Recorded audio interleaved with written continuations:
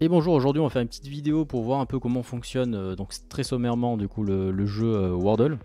Donc on va regarder son fonctionnement, c'est pas vraiment en fait son fonctionnement global, mais plutôt en fait comment il sécurise le mot clé du jour, quoi, le mot du jour pardon. Et on va voir en fait qu'il n'y a pas de sécurité. Je pense que les développeurs n'ont pas cherché à sécuriser ça vu qu'il n'y a pas vraiment il n'y a pas d'enjeu derrière, il n'y a rien à gagner. C'est juste un truc pour, là, pour jouer quoi. Il n'y a rien il n'y a pas d'e-sport, il n'y a rien derrière, il n'y a pas d'enjeu euh, d'argent ou autre. Donc en fait ils se sont pas dit on va sécuriser ce mot là, donc il n'y a pas de sécurité particulière. On va le voir ensemble ici. Du coup, première chose à savoir, donc ça c'est un site qui fait avec le framework JavaScript, du coup c'est Vue.js. Et du coup, qu'est-ce qu'on va faire? En fait, il n'y a aucune sécurité particulière sur ce type de site au niveau du mot du jour, et on va le voir en fait directement. Là, comment on peut faire? En fait, on va juste passer du coup par, en fait, quand on fait inspecter l'élément, du coup, on va pouvoir se balader. Donc, si on veut, on peut se balader dans les sources ici et gratter un peu, voir comment tout ça est structuré. Mais le plus simple, quand c'est une application Vue.js ou autre, en général, le mieux c'est de target en fait l'objet principal de l'application. Et du coup, en fait, d'aller trier donc dans les méthodes et les attributs, on va voir directement qu'est-ce qu'il y a. Et là, en fait, très simplement, pour faire ça, qu'est-ce qu'on peut faire? Nous, on peut faire un $0. Et là, vous allez voir, en fait, quand vous faites un $0 dans votre console, vous voyez tout de suite que là, il vous retourne quelque chose. Donc le DOM, en fait, de la page, vous voyez, en fait, là, il vous retourne quasiment toute la page. Donc dans cette page-là, on va pouvoir target quelque chose d'autre. Et là, nous, c'est parfait, il nous le met en premier. Nous, ce qu'on veut, c'est du coup l'objet Vue.js et du coup, en fait, notre application globale. Et là, il nous le donne. Donc là, avec le underscore view, il nous donne ça. Du coup, juste là, on a donc notre $00 avec le view. Donc ce view là, c'est un objet. Et du coup, on va faire un point.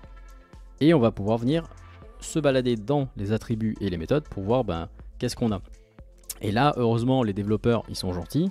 Ils n'ont pas cherché à cacher. C'est là qu'on voit qu'ils n'ont pas du tout cherché à sécuriser le mot du jour.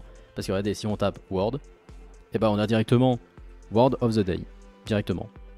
Et du coup là, on a juste là, on a notre globe. Donc là, c'est le mot du jour. Donc là, nous, on est content, on a notre mot. Et du coup, on va mettre ça dans une variable. On va l'appeler Word. Et on fait Word égale. Et on laisse ce qu'on avait juste avant. On fait entrer. Donc là, on a une variable JavaScript qui va exister tant que notre page n'est pas actualisée. Et du coup, on va s'en servir en fait pour essayer d'automatiser l'input en fait du mot globe. Donc là, à gauche, je vous ai mis chaque étape. Du coup, au début, on récupère notre mot. Et ensuite, là, je vous ai mis du coup la ligne qu'il nous faut en JS pour injecter en fait un événement, une input en fait. On va au lieu d'attendre un événement utilisateur, c'est nous-mêmes qui allons l'envoyer. Et du coup, là en fait, via ça, on va pouvoir dire en fait à JS, du coup à JavaScript, ok, dis au navigateur, moi je rentre telle touche. Du coup, là, nous, dans les deux exemples que je vous ai donnés, nous on va target Window, pardon. Du coup, c'est la page globale. Et en fait là, pour l'instant je l'ai mis en dur, donc à chaque fois là si on fait ça, ça va envoyer un A. Sauf que nous on veut pas envoyer un A, on veut envoyer d'abord un G, après un L, un O et un B, et ainsi de suite. Et il faut que ça soit dynamique parce que si on veut s'amuser à le faire tous les jours, il faut que ça soit automatique. Donc comment on fait ça? On fait ça avec une boucle for. Et du coup en fait notre boucle for, qu'est-ce qu'elle va faire? Elle va parcourir notre word, notre variable word, elle va prendre chaque lettre, et pour chacune de ces lettres, qu'est-ce qu'elle va faire? Elle va faire un key à chaque fois. Okay, en fait, c'est comme si vraiment comme si vous tapiez à la main. Et du coup, pour chaque lettre présente dans la variable, elle va juste se contenter en fait d'envoyer cette lettre là, et du coup, ça va compléter la grille. Et à la fin, qu'est-ce qu'il faut? Il faut continuer. En fait, il faut faire un deuxième event différent cette fois-ci. C'est toujours un key DOM, pardon. Sauf que cette fois-ci, c'est un enter. On va pas envoyer une lettre, mais un enter. L'objectif, c'est de valider ce mot-là. Donc en fait, la version compacte de ça, c'est ce qui est ici. En fait, c'est les trois lignes, les trois commandes JS que je vous ai mis là, en fait, les quelques lignes de code qui sont là. Je les ai toutes mis sur la même ligne pour que ce soit plus simple. Et du coup, on peut s'amuser si on veut à coller ça là et à faire un entrée. Et là, vous voyez, du coup, ça valide directement. Donc, il n'y a pas plus, pas plus compliqué que ça. Alors, là, c'est un bypass en gros voilà, on va dire carrément c'est un cheat quoi. C'est voilà, on va lire simplement la variable et du coup il n'y a pas besoin de réfléchir, rien du tout. Là, l'objectif c'est vraiment de comprendre comment une app pouvait être sécurisée potentiellement. Donc là, moi personnellement, je l'aurais sécurisé côté serveur. Après moi je pense, voilà, vu qu'il y a, comme on l'a dit tout à l'heure, il n'y a aucun intérêt financier, etc. Il n'y a pas de compétition ou autre. Vu que les parties sont gratuites, etc. Il n'y a rien à gagner en fait, il n'y a pas de score, c'est vous-même en fait, c'est pour vous quoi. Tous les jours vous vous amusez, c'est juste ça. Mais par contre, si vous-même voulez sécuriser ce genre d'application, ce qui est bien, c'est de sécuriser ça côté serveur. Par exemple, là, le globe, il aurait pu être sauvegardé côté serveur. Chaque jour, il y a un nouveau mot qui est généré. Et à chaque fois qu'une personne valide un mot, il y a une petite requête HTTP qui est faite sur un serveur. Et du coup, on vérifie est-ce que c'est le bon mot. Si oui, en fait, à la limite, on renvoie. Si c'est oui, on voit juste OK. Et du coup, tout le mot est validé.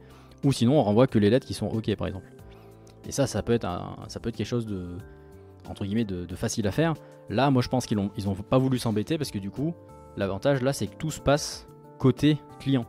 Et du coup, il n'y a pas de charge serveur, etc. Parce qu'imaginez tous les clients, si à chaque fois, à chaque variable, à chaque essai, ils envoient une requête sur un serveur, ça veut dire qu'il faut un serveur qui va en fait devoir accepter un trafic plus lourd du coup. Parce que ce jeu-là, mine de rien, il a eu un gros succès. Du coup, ça pourrait avoir un impact si toutes les minutes il y a X attempts. Du coup, ça peut avoir un impact. Là, l'avantage, c'est qu'il peut avoir un serveur, les personnes qui ont fait le jeu, ils peuvent avoir un serveur entre guillemets plus léger, plus light. Parce qu'une fois que vous avez téléchargé le jeu en soi, une fois que vous êtes sur la page, c'est que du JavaScript. Donc après, il y a plus d'échanges en fait. Je pense qu'après, je me suis pas amusé à regarder. Mais je pense qu'il y a plus d'échanges avec le serveur en fait, si vous regardez. Donc c'est ça qui est intéressant. Donc voilà pour ça. Qu'est-ce que je voulais dire d'autre?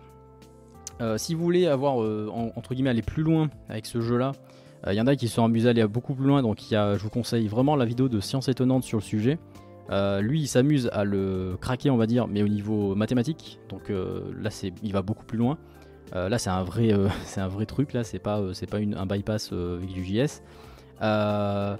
Autre chose, il y a aussi Blue One Brown, il a fait une vidéo, plusieurs vidéos.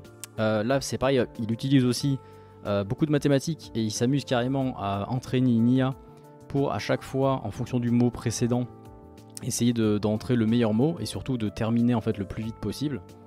Donc là c'est vraiment très intéressant si vous aimez tout ce qui est intelligence artificielle et autres. Là il s'amuse énormément avec le jeu et il s'amuse carrément à entraîner une IA pour arriver à battre le jeu quoi. Et du coup à bientôt pour d'autres vidéos.